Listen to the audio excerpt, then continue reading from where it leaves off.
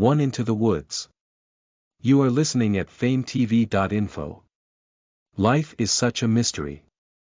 One must not be complacent about anything that has not transpired yet. Everything has its purpose and meaning. Life is not set in stone. Life is unpredictable. Join me unravel my quest to an unfamiliar world of possibilities. Are you all ready? Said the huge man with the crown of light lavishly showing its elegance to the white-winged girl, patting on her head while she nervously intertwined its hand. I will come wherever you will go, father, she said. Every night I feel that I could be somebody else. I always thought that this might be because I don't feel myself. I am an unusual person. I'm always having a dream that I am somewhere, in the middle of the crowd. A place where bustling crackles of noises can be heard, dancing lights in the middle of the road can be seen, crowded and throbbing one another. And there's this another dream of people talking to one another that I can't remember. On a clear night, where you can see twinkling specks of light above. I woke up thinking about the dream I had. How I wonder what could it be like to have the entire place lit with moving lanterns and torches that don't burn. Unlike this region surrounded by trees and fields everywhere. Every night is as dark as a lump of burnt coal. Our home is located in the southern part of the region where you can see the large area covered chiefly with trees and undergrowth. The Forest of Crane. Mostly, this is where they hunt creatures and acquire logs to build new houses and firewood. That I was born and raised in the countryside with a huge family member where we can only eat grains all day.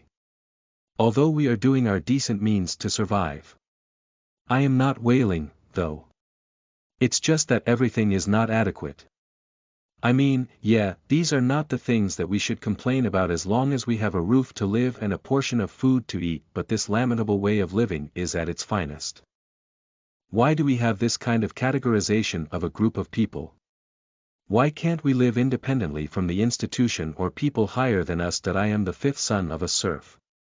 Serfs were the lowest of the peasant status and were a classification of a slave. Lords owned the serfs who resided on their territories. In exchange for a niche to live, serfs managed the land to cultivate yields for themselves and their lord. In addition, serfs have directed to labor the farms for the lord and of course pay rent. Yes. We serve the lord in this small town of serfs. We don't have names here except the freemen of the lords and handful of knights, but they call me Twig.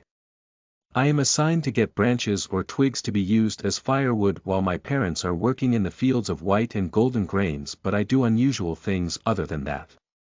I clandestinely wander in the deep of the forest oftentimes.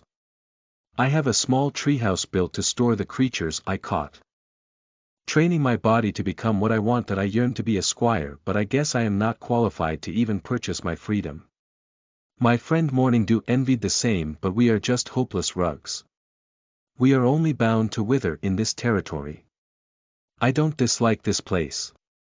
I am only frustrated with the things I can't get. As you see, I am rejecting the fact that I hate this crappy way of living. I can't complain, so what can I do? We are slaves to the Lord.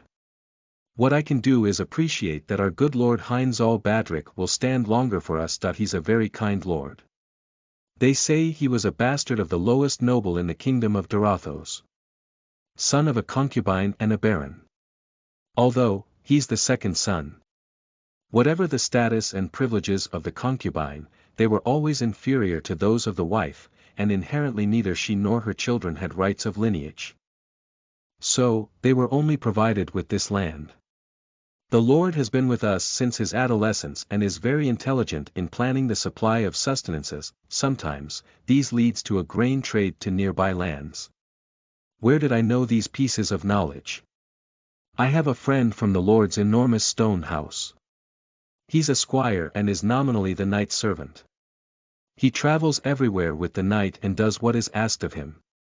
Nonetheless, he is also the knight's son and represents, with the knight, the noble class, and the warrior class. This guy is an exemption, though. He told me that he's a son of a merchant whose friend is a knight. That I happened to know this guy one day when he was running an errand for the knight he's serving for.